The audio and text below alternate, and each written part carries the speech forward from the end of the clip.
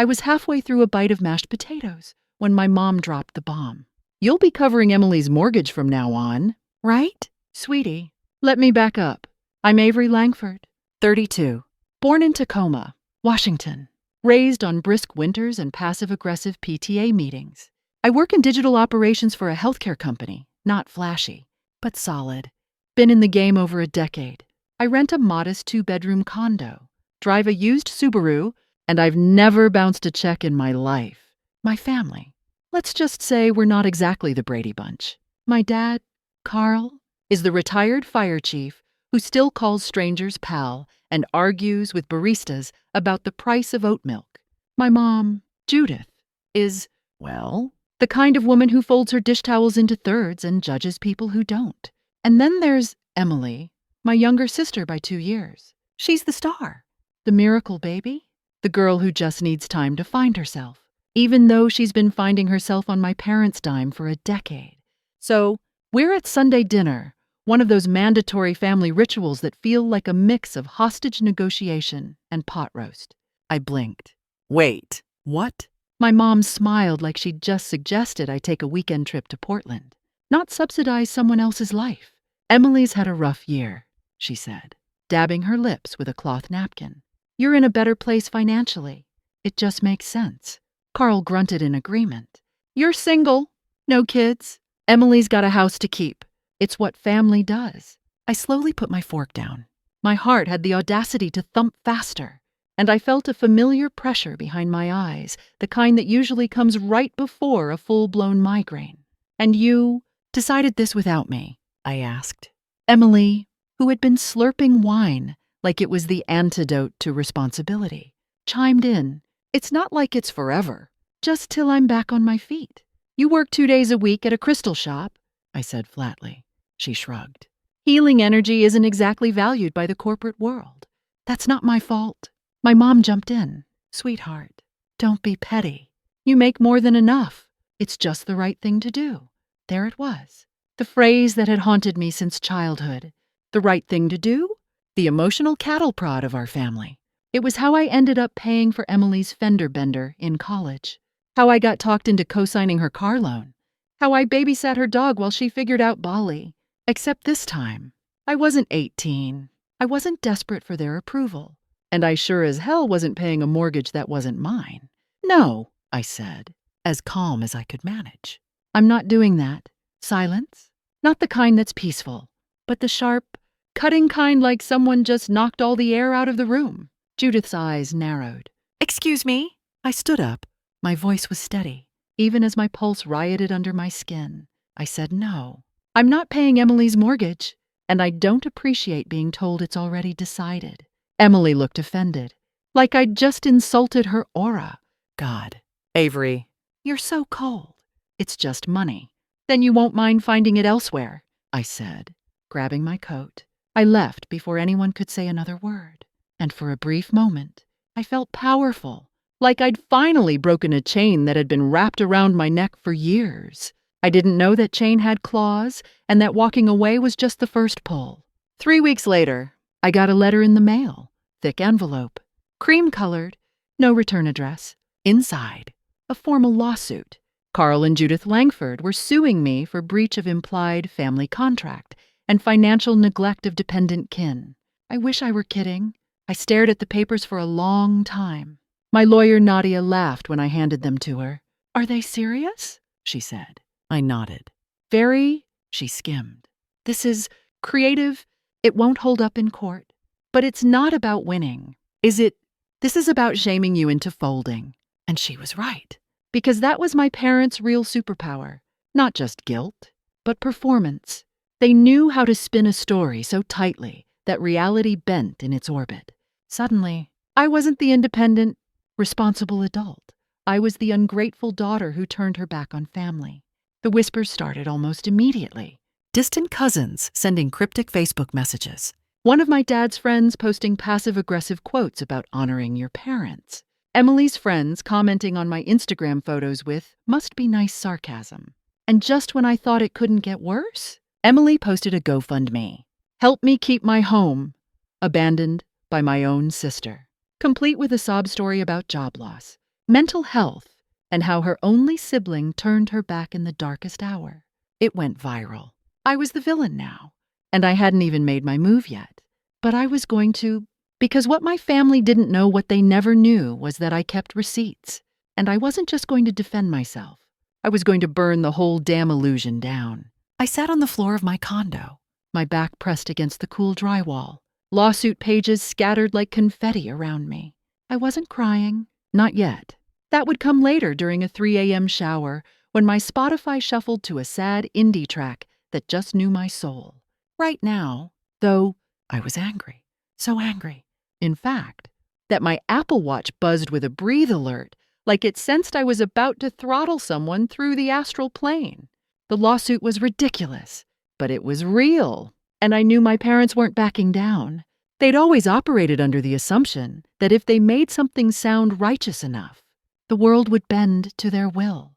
But I'd been bending for 32 years. This time, the hinges snapped. I called Nadia the next morning. "We're going to fight this," I said, pacing barefoot across my kitchen floor. All the way, there was a pause on the other end, then a soft chuckle. "Good. I was hoping you'd say that, because I already filed a preliminary response, and they're not going to like it. They never do," I muttered. But behind the sarcasm, I knew I needed more than just legal defenses. I needed ammo, real, hard evidence that could prove this wasn't just a family squabble, it was a pattern of manipulation. And I knew exactly where to start looking. The Langford family storage unit. My dad kept everything. Receipts from 1997. Expired fire department ID cards. Even the engagement ring he gave my mom before upgrading it for their 30th. And buried somewhere in those filing cabinets of nostalgia was what I needed. The trust documents from my grandfather. You see, Grandpa Langford had been wealthy. Not mansion and private plane wealthy, but retired with a boat named Glory Days wealthy. He passed when I was 15. I remembered the funeral vividly, mostly because Emily faked fainting and got ice cream out of it. He'd left behind a trust. One for me and one for Emily. Or so I thought. The storage unit was in Puyallup, inside a climate-controlled facility with classical music, playing faintly from hidden speakers. It felt more like a spa for forgotten junk than a storage site. I found the box labeled Langford Legal after an hour of digging. Inside, manila folders, tax forms, dusty binders, and there at the bottom a blue folder with my name on it. I pulled out the paperwork. Heart hammering, and what I found made my blood run cold. Emily's trust had been activated the year she turned 25. Miney, it had been redirected.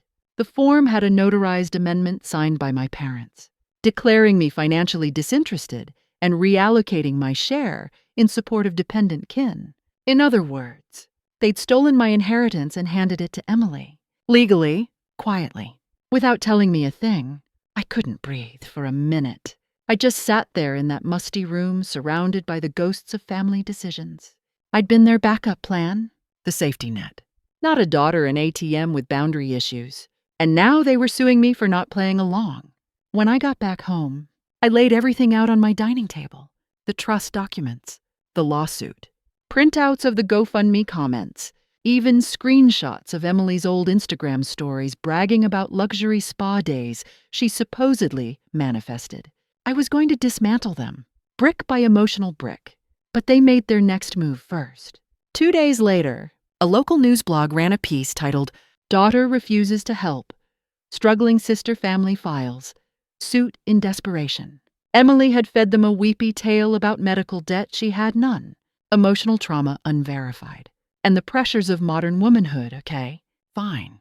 Relatable. The comments were brutal. "She sounds like a selfish beach. Some people don't deserve family. Imagine watching your sister suffer and doing nothing." I wanted to scream or explode, or both. But Nadia, she had other ideas. "We fight fire with gasoline," she said. She filed a countersuit. Breach of fiduciary duty. Our argument. The redirection of the trust without my informed consent. Using me as an unwitting financial proxy. And that wasn't all. We subpoenaed Emily's financials. Turns out Miss Struggling Healer had been raking in income through brand deals, under-the-table psychic readings, and get this, renting out her guest room on Airbnb. Illegally. I was done playing the villain in someone else's story.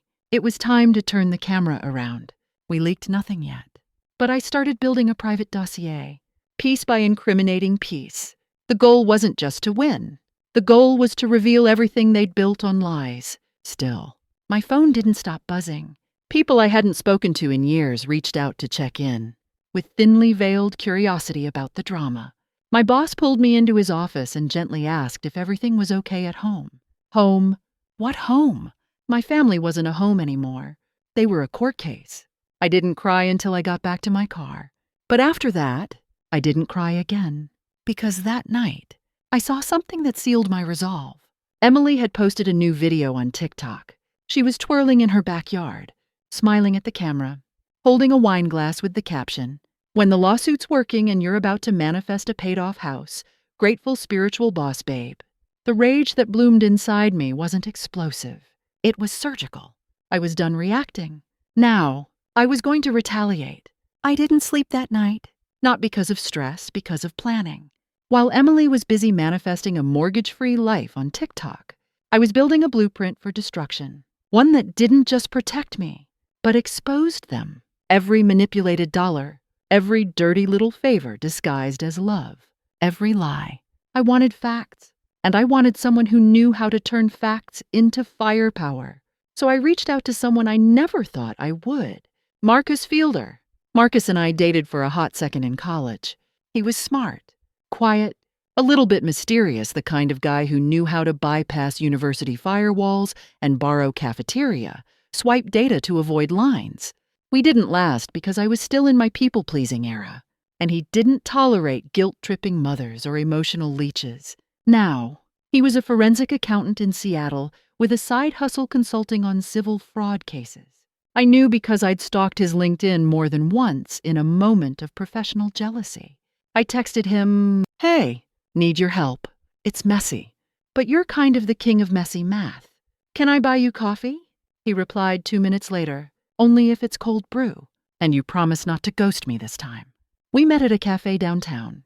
Marcus looked sharper than I remembered, hair pulled back, dark blazer over a crisp shirt, and the same piercing stare that made you feel like he could see your browser history with one blink. "So," he said, sipping his cold brew, "tell me why your sister is internet famous for scamming you."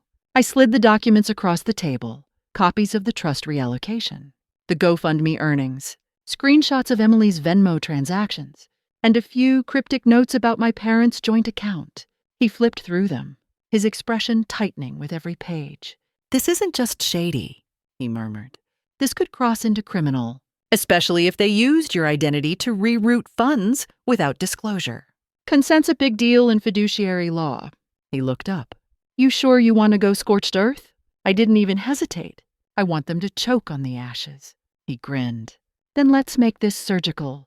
The first thing he found was a transfer trail, small, almost invisible amounts moved monthly from what used to be my portion of Grandpa's trust into an account under my parents' control, then funneled into Emily's. But the kicker, some of the funds were also tied to Carl's old pension account. And wait for it, they never reported the redirected trust income on their taxes. Tax fraud. My dad, the pillar of the community. My mom, the queen of fiscal guilt. Both of them, neck deep in something that made their moral outrage laughable. "This is leverage," Marcus said. "With the right lawyer and a little push, you can countersue and file a fraud claim. Hell, you could technically involve the IRS. Would I get my portion back?" I asked, barely breathing. "Possibly, and more if you play it smart." I was about to ask what playing it smart meant when I got a ping on my phone. A new video, Emily again. This time, she was sitting in her living room, fake crying. "I just don't understand how someone could turn on their own family," she sniffed. "All I ever wanted was to keep my home. I've been so anxious. I haven't even been able to light my manifestation candles." In the background, someone was clearly holding back a laugh. Probably one of her influencer friends who knew the whole thing was a show. I clenched my jaw so hard it hurt. "Can we use this?" I asked Marcus, showing him the video. He smirked. "She just made her public image part of discovery. If this goes to trial, we get to question her under oath about every dime she's collected, every statement she's made." He leaned in. She wants to play to an audience. Let's give her one. In court, I felt something click inside me. Not just rage, but clarity. They wanted a spectacle. I'd give them one, complete with curtain calls. That week, I filed the official counterclaim. Within 72 hours, Judith sent a blistering email. Not an apology, of course not, but a demand to settle privately to avoid further embarrassment.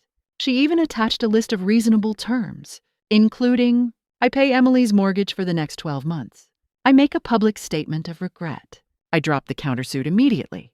I forwarded it to Nadia. She read it once and said, "It's almost cute how delusional they are." We didn't respond, because the next week, we served them with a formal fraud complaint. Then we went one step further. We leaked it anonymously to the same news outlet that originally wrote the sob story. The headline 2 days later, family lawsuit backfires. Daughter uncovers financial fraud. Sister's GoFundMe under scrutiny. Suddenly, the tide shifted. Emily locked her socials. My mom posted a cryptic status about betrayal and Judas in the family.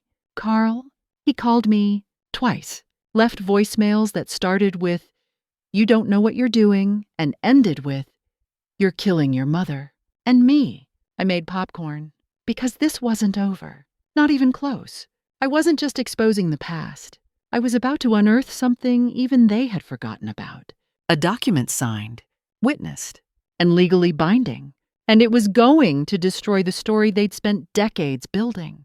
The document was in a locked safe in my parents' basement, tucked behind old Christmas decorations and a mildew-scented treadmill no one had used since the Obama administration. I remembered the safe because I'd once been sent down there during a family barbecue to grab the photo albums. Instead, I'd stumbled on my dad trying to reset the combination with a butter knife and a flashlight. Back then, I didn't think much of it. Now, it was a buried vault of leverage. Getting into that basement without alerting the dragon, aka Judith, would take some finesse. So, I staged it like a peace offering. I texted her, "Hey Mom, can we talk? Just us. Maybe clear the air." She replied within 10 minutes. "Finally, I was hoping you'd come to your senses. Dinner. Sunday. No lawyers, no Marcus, just family." That was the most Judith response I'd ever read. Sunday came, and I showed up in a beige sweater. No makeup, and the best poker face I could manage. I even brought a sad-looking pie as an olive branch. "Hi, sweetheart," Judith said, greeting me with a stiff hug that felt more like a TSA pat-down. Carl barely looked up from the TV. Emily was out of town, which likely meant she was hiding in someone's guest house to avoid being subpoenaed. Perfect.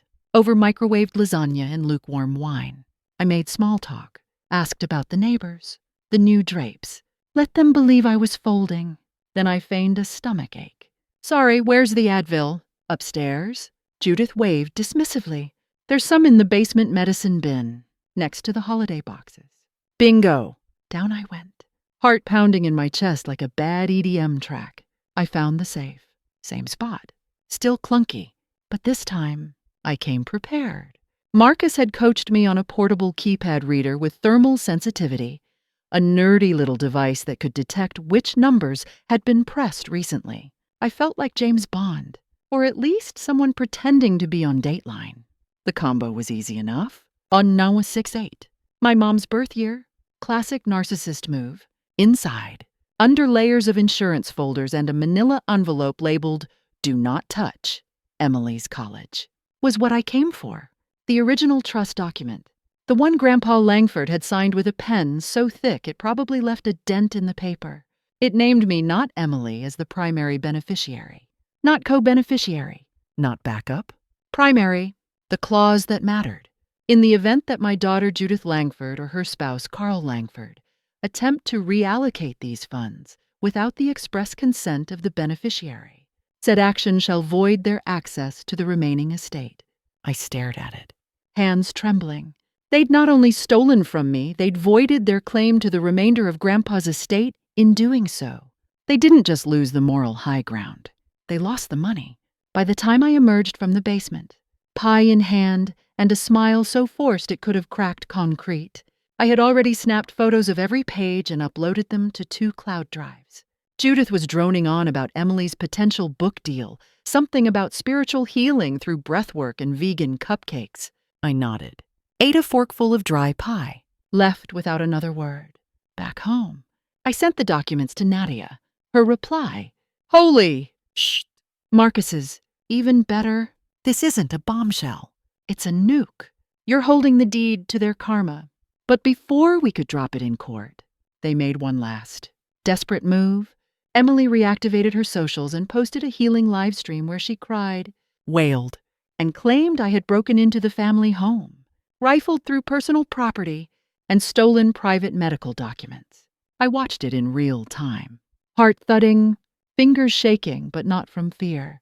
From fury, she ended the livestream with, "Some people pretend to be victims, but real lightworkers don't let their family be stolen by lies. I may not win in court, but I'll win with the truth." I laughed so hard I choked on my water. Then I went live too. No tears, no fake aura candles. Just me, a cozy cardigan, and the document. "Hi everyone," I said. "Some of you may know me as the villain in a certain viral video, so I'd like to share what really happened. I walked viewers through the trust, the clauses, the forged amendments, the court documents. Then I closed with the kicker. And just so we're clear, this isn't about money anymore. It's about the lie, the betrayal, the fact that my family turned me into a villain because I wouldn't bankroll a fantasy. So no, I'm not sorry. I'm not heartless. I'm done."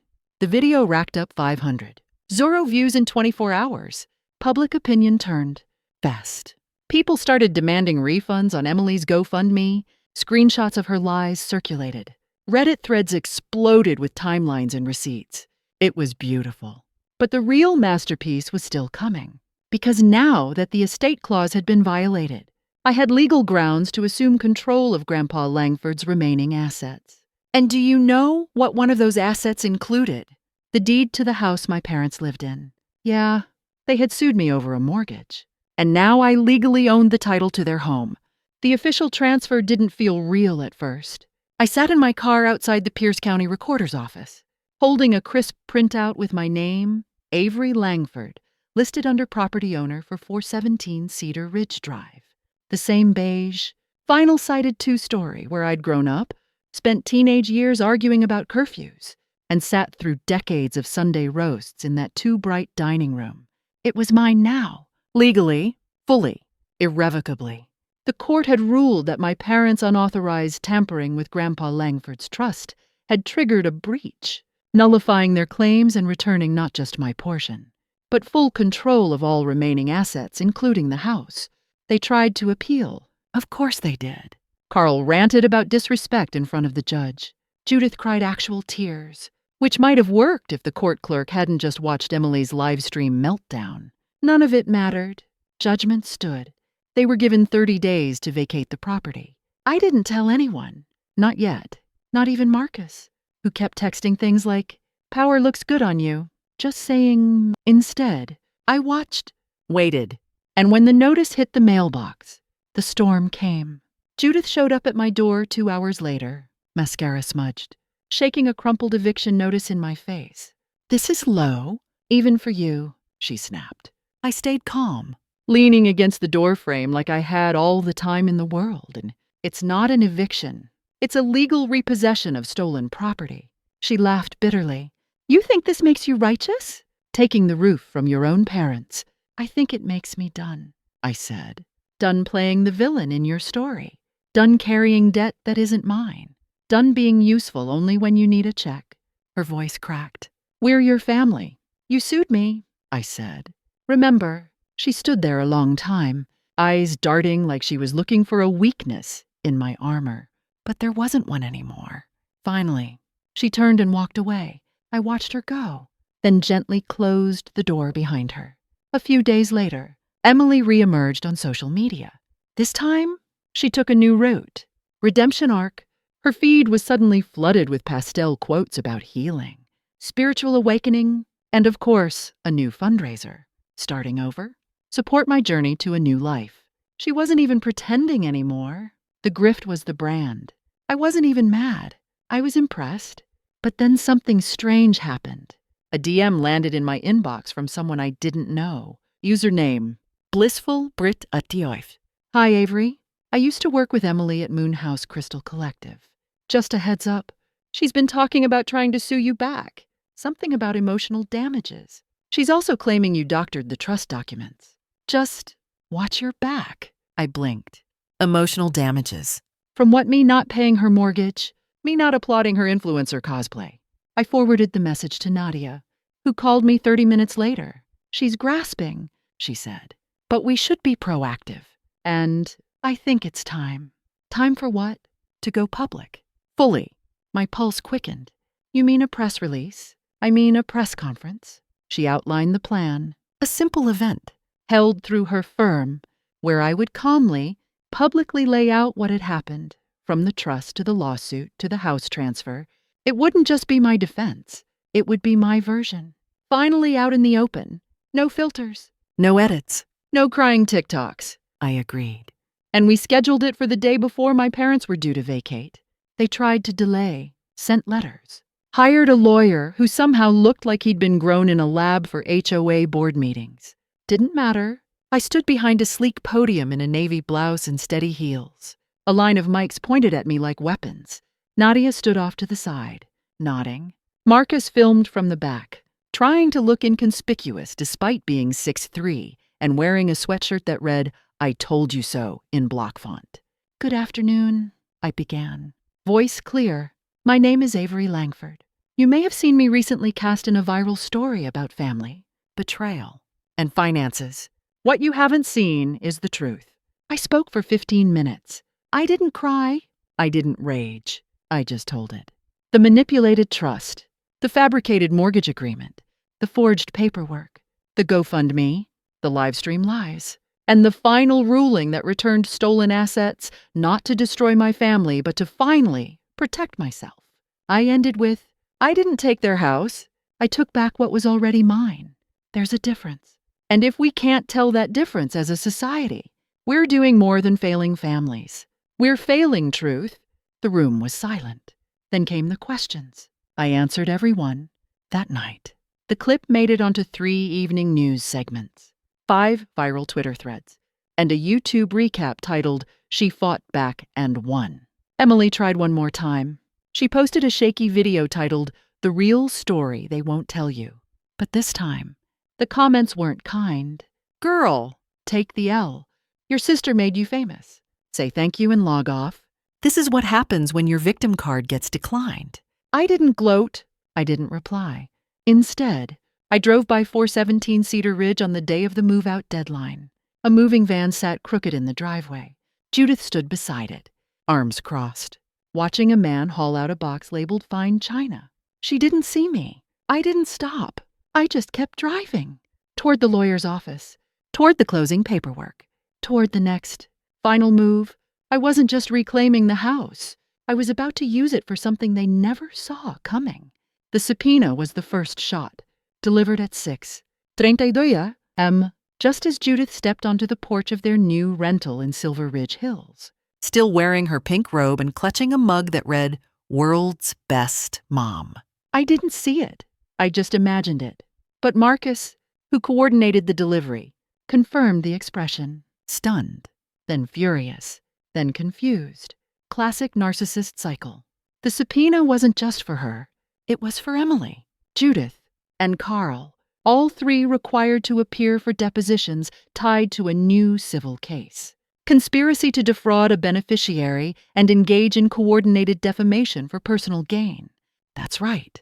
I didn't just defend myself anymore. I sued them together. The GoFundMe misrepresentation, the trust manipulation, the slander, the fake medical stories, the anonymous reports to my workplace. It was all in the file. And we weren't settling this time. The deposition was scheduled for Monday, but Thursday evening, I got a text from Claire. They know. Judith's been calling cousins. Carl tried contacting a former fire chief to vouch for his community standing. Emily's gone silent. Good. That weekend, I sent one more surprise. A formal press invitation. Plaintiff Avery Langford will be holding a public statement outside the Tacoma courthouse immediately following Monday's deposition. Topic: legacy, lies, and legal consequences. Let them sweat. Let them know that this time, it wasn't going to be hidden behind locked doors and polite silence. Monday came fast. The hallway outside the deposition room was buzzing local press. A few old family acquaintances, one very awkward ex-colleague of Emily's pretending not to be recording on their phone. Inside, it was cold and white, a fluorescent battlefield. Emily arrived first, dressed in beige yoga luxe, oversized sunglasses hiding half her face. Judith came in next, already flustered, whispering furiously to their lawyer. Carl shuffled behind, silent, shoulders hunched like a man already halfway collapsed. I didn't flinch. I took my seat at the opposite end of the conference table. When the deposition began, Judith tried to start with a polished statement. I believe this entire ordeal stems from a misunderstanding and deep emotional wounds within the family. Objection. My attorney, Nadia, interrupted. We're not here for family therapy. This is a sworn deposition regarding financial fraud. Not your parenting memoir. Judith's jaw clicked audibly. Then came the questions, each one delivered like a scalpel. Nadia was ruthless. Mrs. Langford, did you or did you not authorize the reallocation of your father's trust funds without written consent from the primary beneficiary? Judith hesitated. We believed it was in Avery's best interest. That's not what I asked. Silence. Emily was next, and she crumbled faster than expected. Nadia opened with a printed screenshot of Emily's now deleted livestream. She broke into our family's safe and stole my inheritance. A statement made while receiving donations through GoFundMe. Correct, Nadia asked. Emily blinked. Yes. Did you inform donors that the legal documents in question confirmed the house belonged to your sister? No, but. And did you use donated funds to pay for spa treatments, influencer partnerships, and travel expenses? As documented here, I was healing. That's a valid expense in my field. The court reporter's fingers paused briefly, as if even the keyboard had judgment. By the time Carl's turn came, he folded in under 15 minutes. I didn't read the papers. Judith handled all that, he said quietly. I believed him, but it didn't matter anymore. When it was over, I stood, walked to the courthouse steps, and delivered my statement, face uncovered, voice steady. To everyone who followed this story from one angle today, you saw the other side. This isn't about revenge. This is about restoration, of truth, of dignity, of the inheritance they tried to erase financial and otherwise. A reporter asked, "What are you seeking now?" I answered, "Everything they tried to take and then some," and I meant it. That same week, my attorneys filed a motion to freeze all 3 defendants' financial accounts pending investigation.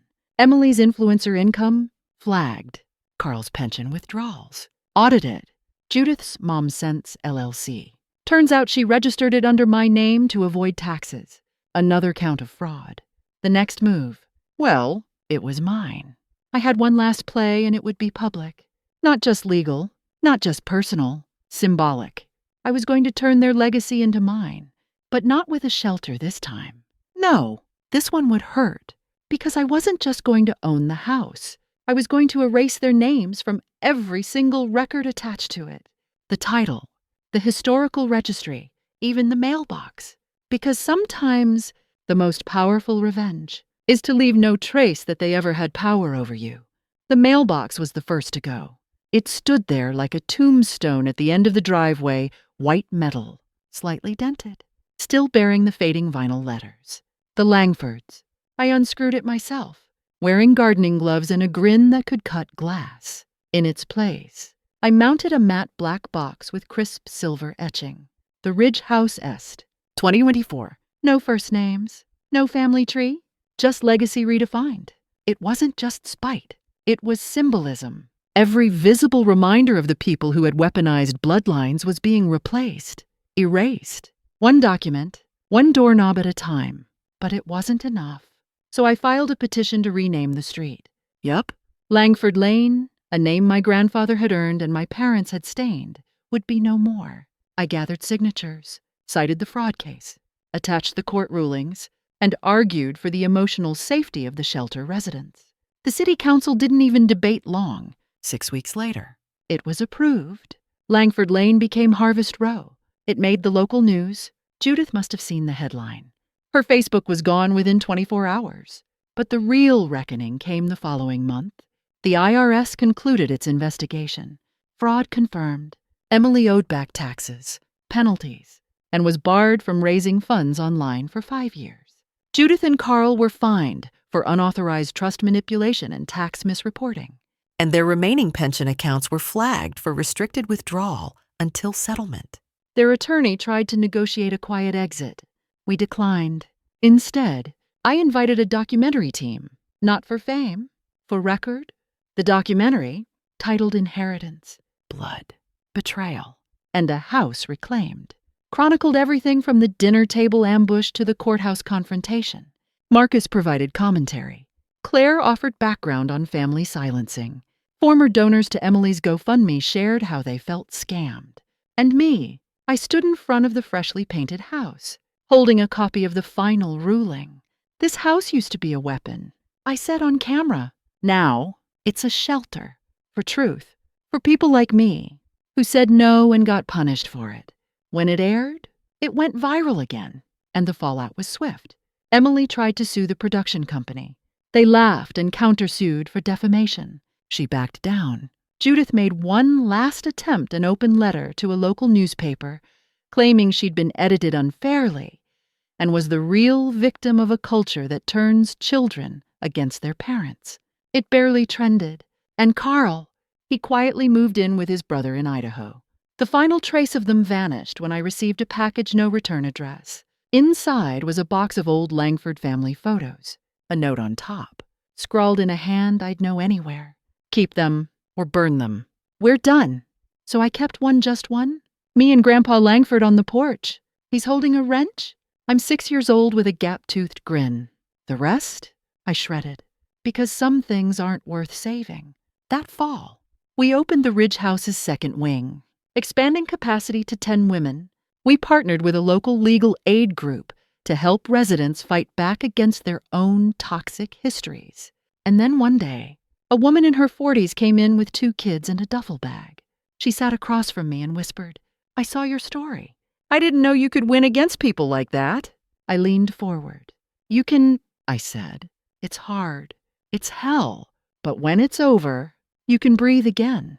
She exhaled, just once, like she hadn't in years. That night, as the house settled into quiet dishes done, lights dimmed, laughter still clinging to the walls, I stood on the porch. The wind was soft. The trees rustled like applause. And I knew I hadn't just escaped. I hadn't just fought back. I'd replaced them, not out of revenge, but out of necessity. Because if the ones who came before you choose cruelty, then you have 2 choices: break or build something better. The morning the city installed the new street sign, Harvest Row, in crisp green font, I stood at the edge of the sidewalk with Claire and a cup of hot black coffee. We watched them bolt the sign into place, each turn of the wrench sealing a piece of history into the past. Claire elbowed me gently. "You did it." I took a long sip. "We did it." "No," she said, turning to face me. "You burned the blueprint and built your own map. That takes a different kind of muscle." The ridge was quiet behind us. Inside, the smell of cinnamon toast wafted through the open kitchen window. One of the girls was laughing, probably she laughed now, something she hadn't done for weeks after moving in. I thought about the first time I'd stood here, too stunned to speak, holding court documents and betrayal in equal weight. How strange it was that this very same concrete had once felt like a battlefield, and now it felt like the front lawn of a future I had earned. But then, a car pulled up. Not just any car, Judith's. It idled for a moment.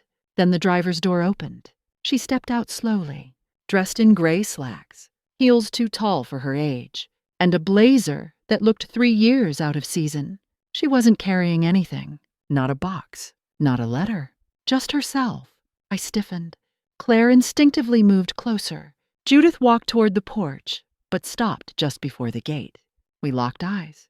And for the first time since this entire nightmare began, her voice was small. "I came to say goodbye."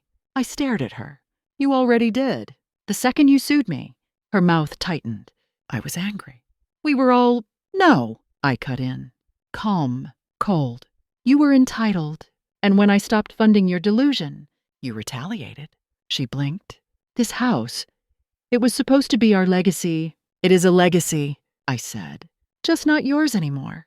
She looked down at her shoes. I see you've changed everything. Everything except one room, I said, voice low. I left your sewing room untouched because someday one of the girls might use it to rebuild herself, too. She looked up, eyes glassy, not quite crying. You won't forgive me, she said. I don't need to, I replied. Forgiveness is a gift. This place, this life, that's mine. She nodded once. Goodbye, Avery. Then she turned and left. I didn't watch her go. I just walked up the porch steps and closed the door behind me. Inside, Mel was setting the table. You okay? She asked. Better than okay. And I was, because healing doesn't always come with hugs and apologies. Sometimes it comes with silence, with drawing a line and holding it, no matter who stands on the other side. That evening, we had another dinner. No formal speeches, no press, just stew, cornbread, and shared stories. After the dishes were cleared, I slipped upstairs to my attic room. There, on the desk, sat a list, a new grant application for expanding the ridge to a third location, 3 houses, 3 times the women helped, 3 chances to break a cycle older than I could explain. And as I looked out the small attic window, moonlight casting soft shadows over the street formerly known as Langford Lane, I felt no anger, only clarity. They hadn't just underestimated me, they'd overestimated their control, and that was their downfall. To anyone listening right now, maybe you're the quiet one, the steady one, the sibling who always had it together. Maybe they called you selfish when you started drawing lines. Maybe they twisted your love into obligation. And maybe you're exhausted from trying to prove that you're not the villain in their story. Let me save you the energy. You're not. You never were. Sometimes, the most loving thing you can do is walk away and build something stronger behind you. Something they'll never understand. But you will, so go slam the door, then open another one for someone who truly needs it. And leave your last words at the threshold. This house no longer belongs to you.